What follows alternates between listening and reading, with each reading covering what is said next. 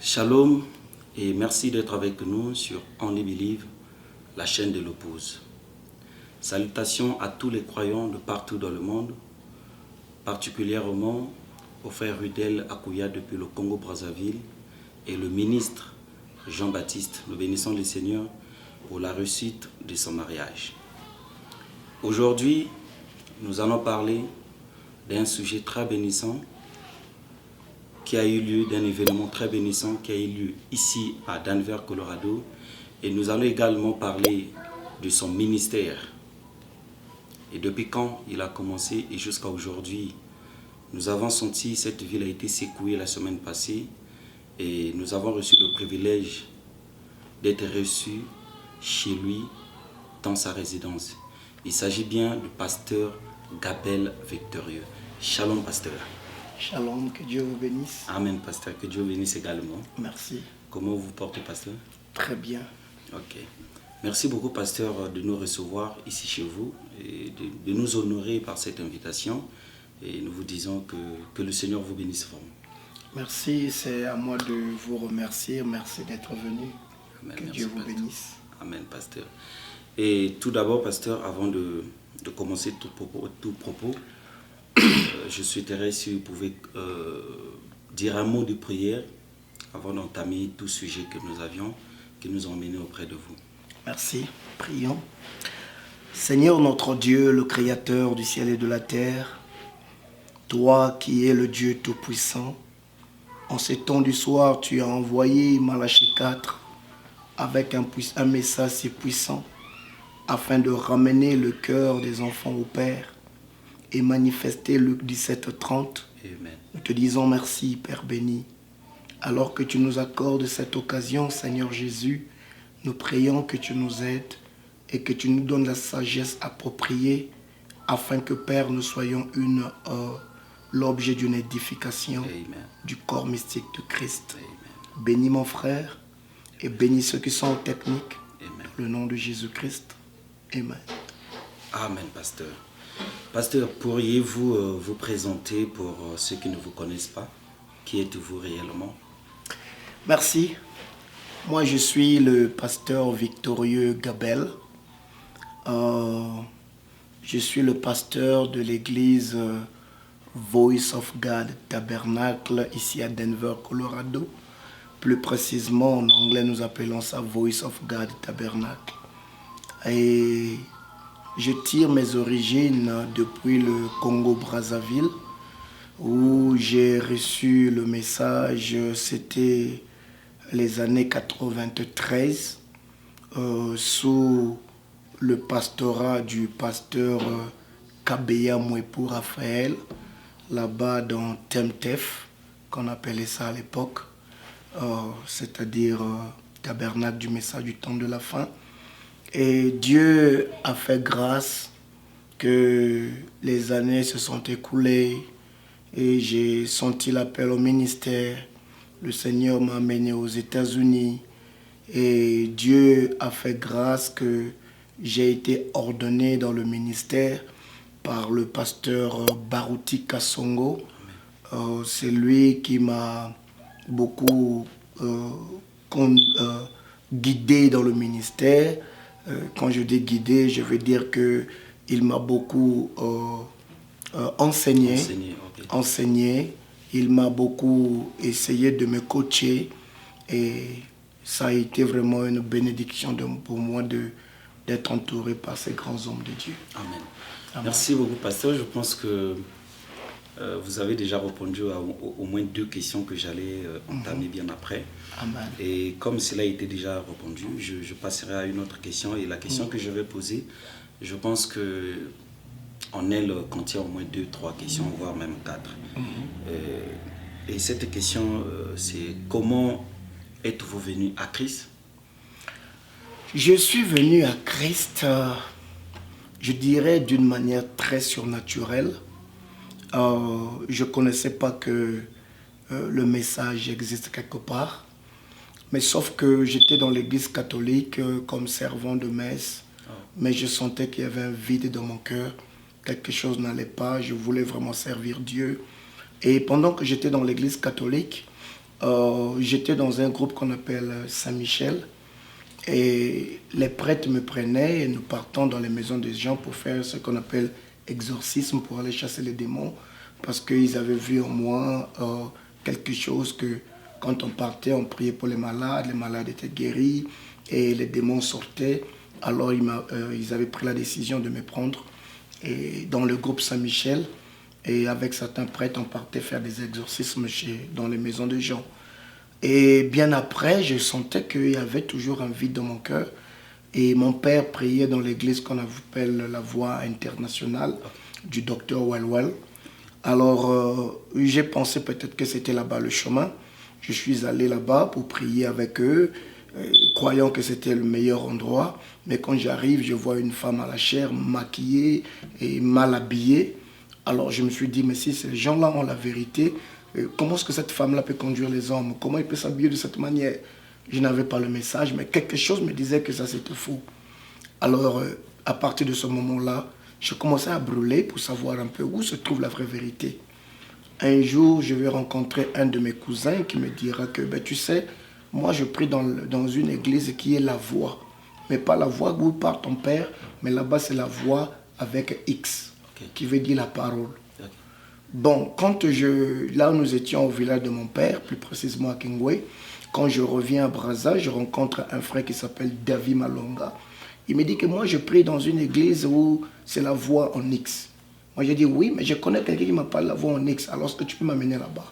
C'est comme ça que je vais découvrir l'église du message. Et c'est là où j'ai découvert le pasteur Kabeya et c'est là où je me suis imprégné dans le message. Dans les années 93. Amen, gloire à Dieu. Merci beaucoup, pasteur. Pourriez-vous nous parler de votre expérience en ce qui concerne votre appel au ministère? Vraiment, je vais essayer de résumer ça, bien que c'est long. Le jour que le Seigneur m'a appelé à prêcher, devait être vers, si je ne me trompe pas, vers les 14h, 13h, quelque chose comme ça. Je me retrouvais dans 21 rue Mouari à Mukondo. Ça c'est au Congo-Brazzaville. Au Congo-Brazzaville. Et je me souviens que ce jour-là, on avait une communion avec des bien-aimés chez la sœur Anne. La sœur Anne, c'est la maman du pasteur Charmant. Donc, et nous tous, les jeunes, là, on était allés là-bas, se rassembler là-bas. On devait avoir des prières là-bas qu'on devait faire. Alors ce jour-là, j'étais triste parce que je ne pouvais pas partir, j'étais malade. Alors je m'étais allongé sur le lit et pendant que j'étais allongé, et les larmes me coulaient, je me souviens que j'avais beaucoup de la fièvre et ma peau chauffait tellement fort et les larmes coulaient. Et ça coulait pourquoi? Parce que je voulais être là-bas mais l'état de ma santé ne permettait pas. Et tout à coup, une vision va m'apparaître pendant que j'étais allongé au lit. Alors je verrai une grande lumière qui était la colonne de feu. Et de cette lumière est sortie une Bible. C'était comme un peu la Bible de Louis II que nous utilisions à l'époque. Alors cette Bible-là est sortie. Et je me suis souvenu, c'était deux choses. C'était cette Bible et un sac en raffia. Alors maintenant une voix sort de cette lumière. Il dit que j'étais appelé pour aller prêcher l'évangile. Je verrai que tu ailles prêcher. Amen. Et n'oublie pas, quand tu seras dans les temps difficiles, moi je descendrai pour t'aider, pour te soutenir. Alors c'est ce qui m'a été dit. Et depuis ce jour-là, si je peux te parler de comment est-ce que Dieu m'avait appelé, c'est à compter de ce jour-là que tout avait commencé. Et ça se passe en quelle année comme ça? Bon, là, nous sommes encore dans les années 97, 98. Oui. Ah, ok. Ah, ça c'est très bien. Ok, merci beaucoup, pasteur. Et nous allons passer à un autre sujet. Je pense qu'il y a eu 4 invités spéciaux qui sont arrivés ici à Denver, Colorado. Correct. Et les échos se sont répandus, en tout cas répandus partout. Et je me suis dit, non mais qu'est-ce qui se passe réellement? Il fallait au moins arriver. Alors, quels sont ces invités? D'où sortent ces invités? Vous savez que moi, j'aime voir Dieu au travers des autres. Amen. Amen. Je pense que nous sommes dans en train de clôturer le passage de l'épouse sur la terre. Amen.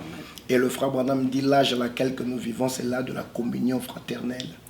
Bien que nous voyons un peu le contraire, mais quand je dis le contraire, c'est entre nous, je vois que au lieu que ce soit la communion, mais c'est un peu, tout se divise par-ci et là. Mais je pense que la communion, c'est la chose la plus importante. Amen. Alors, j'étais animé dans mon cœur le désir d'organiser une convention, si je peux l'appeler en termes convention, ou bien retrouvailles avec des bien-aimés. Alors, j'ai pensé à un ancien. Okay. Auparavant, j'avais pensé que c'était bon que je fasse venir Billy Paul. Okay. Et je me souviens que quand j'avais appelé Billy Paul la fois passée, Billy Paul m'avait fait comprendre que, bien aimé, l'état de ma santé et le poids de l'âge, c'est vraiment difficile pour moi. J'ai vraiment des difficultés, je n'arrive pas. Alors, j'ai pensé qui, en dehors de Billy Paul, a vécu autant de frères Branham, Amen, qui pouvait être un témoin oculaire, Amen, de ce qui s'est passé dans beaucoup de choses dans la vie de frère Branham. Alors, c'est ainsi que j'ai pensé au pasteur Earl Martin. Okay. Earl Martin, il est pasteur à Arkansas, mais il était avec le frère Branham. Et je me souviens même que le frère Branham parle de lui dans beaucoup de brochures. Et en dehors de cela aussi, quand le frère Branham était venu ici, chasser ici à Colorado, il venait beaucoup de fois avec Earl Martin et le frère Branham parle de ça. Et comme Earl Martin est encore vivant, bien qu'il a 90 ans, alors je l'ai contacté et voir un peu est-ce qu'il pouvait avoir encore un peu la force de venir et témoigner, tout ça, il parle un peu et que nous ayons un temps béni. Alors il a trouvé que c'était une bonne chose. Donc il est venu. Et en dehors de lui aussi, j'avais invité aussi un pasteur qui s'appelle le pasteur Edmond. Okay. Edmond, il est pasteur à Boston. Et ainsi, en venant, il a trouvé bon de venir avec son pasteur associé, qui est le pasteur Noli. Donc, et en dehors de ça, j'ai aussi un pasteur qui s'appelle le pasteur Jonas Okoko, que j'avais invité aussi, qui est venu du Congo. Congo-Kinshasa. Okay, la République démocratique. Démocratique, oui. Okay. C'est l'un des enfants, le fils de la foi du pasteur Barouti, comme aussi je le suis. Donc je l'ai invité de venir et nous avons passé de très bons moments pendant cette petite période de temps. Amen. En tout cas, moi je confirme cela parce que j'y étais présent, bien que la nouvelle m'est arrivée un peu tard. Mais comme il n'y a rien de trop tard, tout est possible avec Dieu. Nous étions vraiment énormément bénis. Je pense que vous allez voir les images qui vont défiler. Nous étions vraiment bénis. Je reviens vers vous, pasteur. Pourriez-vous nous parler du révérend Earl Martin? Vous savez, Earl Martin, c'est... D'abord, je dirais c'est quelqu'un qui m'a beaucoup épaté. Il a 90 ans. Okay. Durant tous les 3 jours que nous avons, il était du haut de la chair tous les 3 jours là. Et en plus, le dernier jour, il est resté du haut de la chair plus de 2h30. Oui. Donc la prédication, plus la prière encore pour les malades, plus de 2h30. J'ai trouvé vraiment quelque chose de spécial et de bon en lui. Le frère Branham dit que si vous voulez parler de quelqu'un, parlez de ce qui bénit, Amen, de ce qui est bon, parlez en bien de quelqu'un. Si je cherche à trouver quelque chose de mauvais sur Earl Martin, je suis sûr que je ne manquerai pas de trouver. Mais si je cherche à trouver Dieu dans mon frère, je verrai Dieu dans mon frère. Donc, je dirais que ce qui est bon, très bon et très bon, c'est la foi que lui se laisse accrocher dans le message. Et il nous a parlé de beaucoup de témoignages, comment est-ce qu'il a cru le message par le canal de sa maman qui a été guérie, par le ministère de Frère Branham, et par là, lui, il est rentré dans le message, il était avec son frère, comment est-ce que les choses sont passées. Il nous a parlé un peu de beaucoup de choses que le Frère Branham lui aurait dit, et que le Frère Branham lui avait laissé aussi une pierre que Branham lui-même avait polie très bien. Et il est arrivé un temps qu'il a perdu cette pierre-là. Et il était tellement trop touché. Alors il est allé voir Billy Paul pour lui dire que la pierre que le frère Branham avait donnée, cette pierre-là, si même quelqu'un venait acheter ça à 1 million, je ne donnerais pas. Amen. Mais j'ai perdu cette pierre-là. Est-ce qu'il y a quelque chose d'autre que tu peux me donner? Alors le frère Billy Paul prendra quelque chose d'autre. Je pense que c'était un tissu ou c'est pas veste. Une paire de chaussures. Je pense une paire de chaussures, oui, qu'il donnera au frère. Le frère dira que c'est pas ça que je veux. Alors Billy Paul dira laisse-moi aller demander à maman. Okay. En ce moment-là, la maman est encore vivante. Donc il dit bon, laisse-moi aller demander à maman, donc la femme du frère Branham. Okay. Alors c'est la sœur Meda. La sœur Meda. Alors la sœur Meda dira que bon, laisse-moi un peu prier. Et au fond de son cœur, elle a senti le poids que de donner au frère là une paire de chaussettes que le frère Branham portait. Amen. Et il a donné ça au frère. Billy Paul dit que donne-lui ça. Je pense que ça, c'est ça que lui il aimerait. Amen. Alors il a donné à Earl Martin quand il a vu, il a aimé et il a pris ça. Et depuis ce jour, il nous a donné vraiment des témoignages épatants. Il a pris cette paire de chaussettes là et il a rencontré des gens qui ont été malades, et des cancéreux. Il a posé la chaussette là sur les cancéreux. Ayant la foi, bien sûr, tu sais que tu peux mettre le tissu sur quelqu'un. S'il n'y a pas la foi, ça ne marchera pas. Amen. Et par la foi, beaucoup de malades ont été guéris. Donc, j'ai trouvé que c'était vraiment un témoin oculaire, quelqu'un qui parle de Dieu avec toutes ses énergies. Tu sens que la personne est dans ce qu'il dit. Amen. Donc, ça nous a beaucoup encouragés, surtout nous les jeunes qui ont cru. Je n'ai pas vu le frère Branham, mais lui l'a vu. Et il continue à croire ainsi. Et surtout, toucher aussi un objet physique que le frère Branham a laissé parmi ces objets. Exactement, c'est cela. Ok, pour ceux qui se posent des questions ou ceux qui s'interrogent, quand on parle de cette paire de chaussures ou d'autres tissus, c'est biblique. Je pense que c'est le prophète Paul qui en a parlé et c'est même le premier qui a commencé cette chose. Alors, pasteur, que retenez-vous du révérend Earl Martin? Je retiens en lui un homme qui persiste dans la foi. Et l'autre chose qui m'a beaucoup épaté de lui, c'est que je lui ai posé quelques questions. Disons que tu étais avec le frère Branham. Aujourd'hui, nous comprenons que il y a des déclarations que nous écoutons, que les Éphésiens 4 sont que la volonté permissive. Alors, je lui ai posé la question, que pensez-vous si le frère Branham était ici? Si on lui posait cette question, qu'est-ce que le frère Branham allait dire? Ou bien du temps de frère Branham, est-ce que pensez-vous que le frère Branham croyait de ces déclarations ici? Bon, le frère m'a donné une réponse que j'ai compris qu'il était avec le frère Branham seulement. Il m'a fait comprendre que, dit bien-aimé, quand le messager s'en va, attendez-vous que derrière ceux qui restent, il est facile pour les gens de s'organiser. Les gens dans ce message vont s'organiser, mais le message ne deviendra jamais une dénomination. Donc, mais le frère Branham n'a jamais dit que les Éphésiens 4 c'est une volonté permissive, non. Mais au contraire, il a dit qu'il veut que tout Éphésiens 4 aille prêcher l'évangile. Donc c'est ce que le frère Branham croit. Et en plus, je lui ai posé une question qui était vraiment très fondamentale. Disons que qu'en est-il de...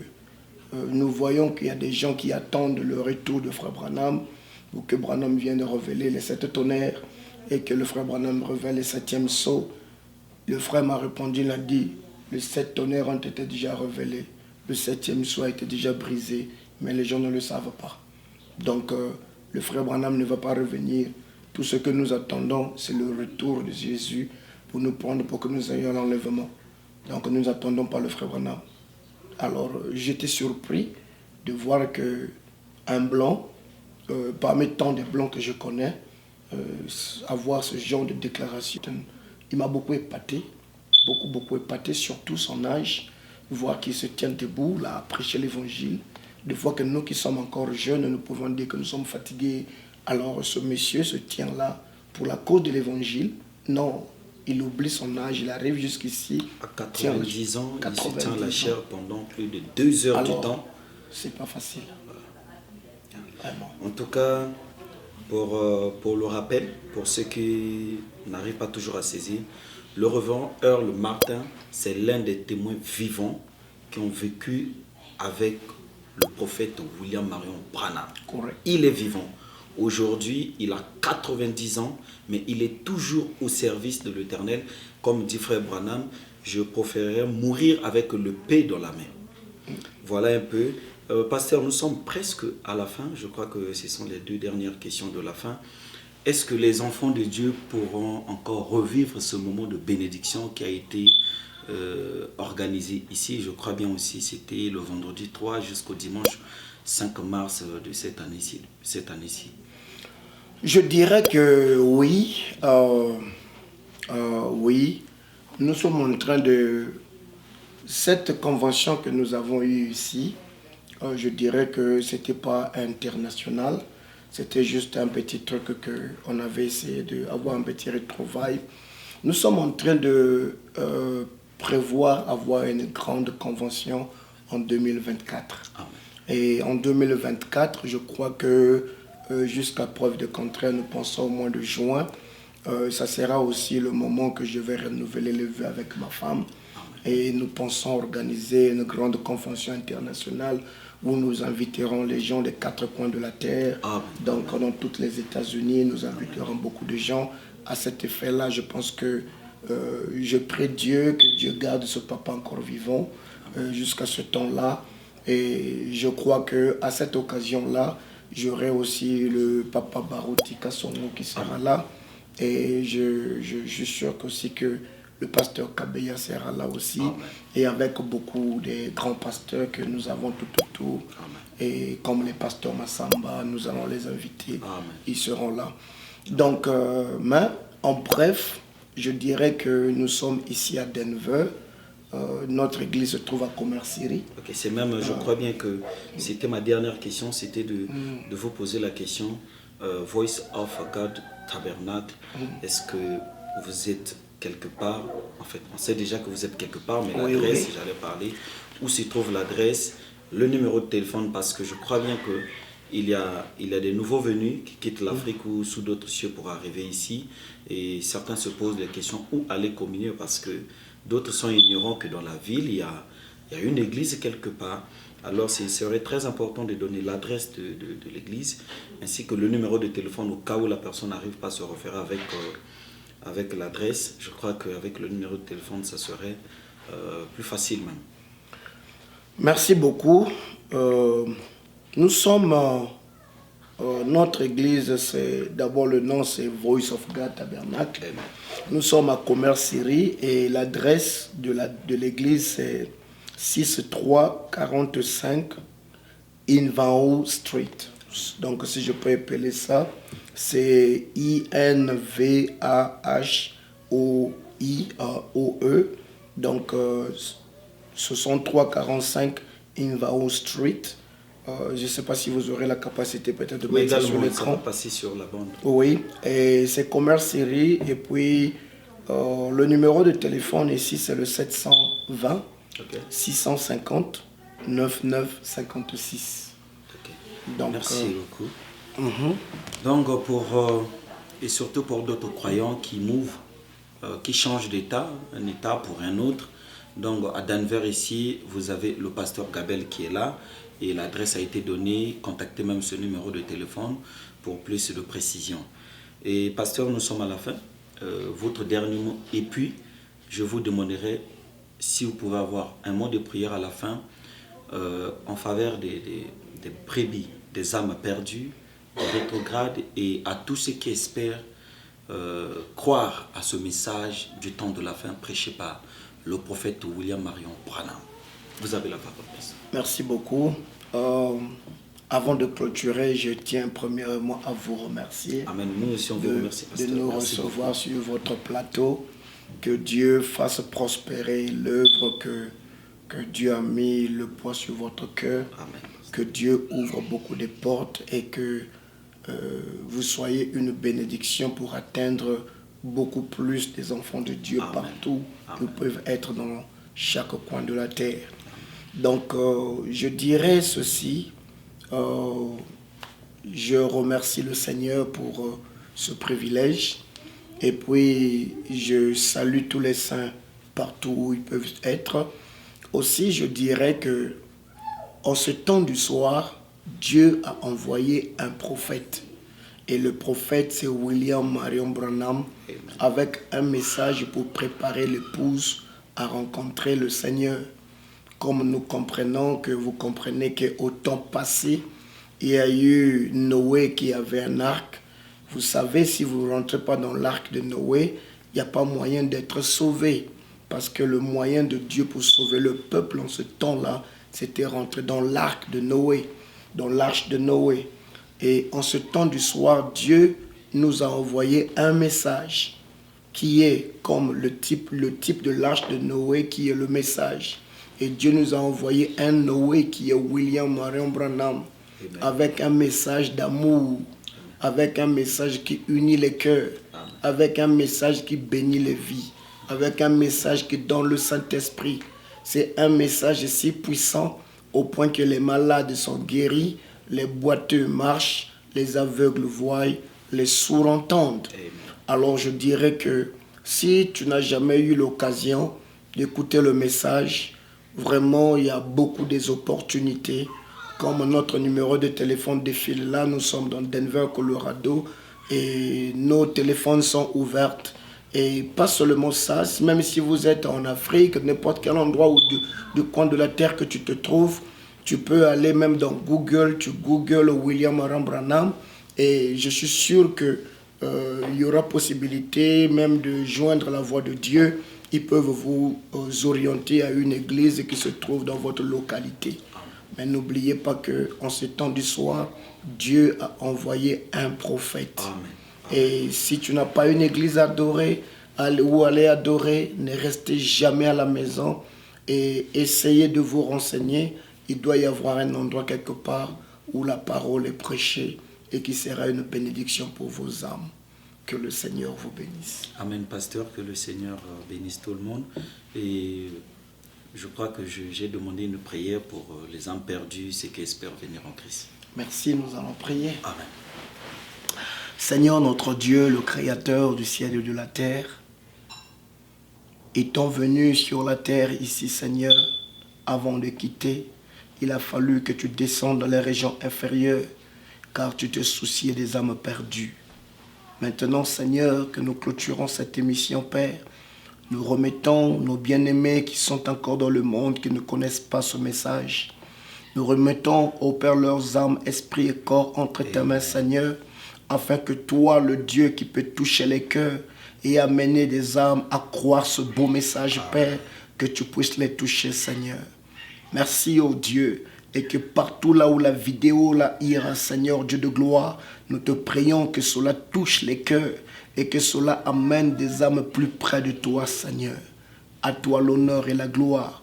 Bénis mon frère, bénis le travail qu'il fait et bénis sa petite famille, Père, et que ce travail qu'il fait, ô Dieu, soit prospère. Dans le nom du Seigneur Jésus-Christ, que nous l'avons ainsi demandé pour la gloire de ton royaume. Amen. Amen. Amen. Merci, vous étiez nombreux à nous suivre de partout dans le monde. Et moi, je vous dis au prochain numéro, Shalom.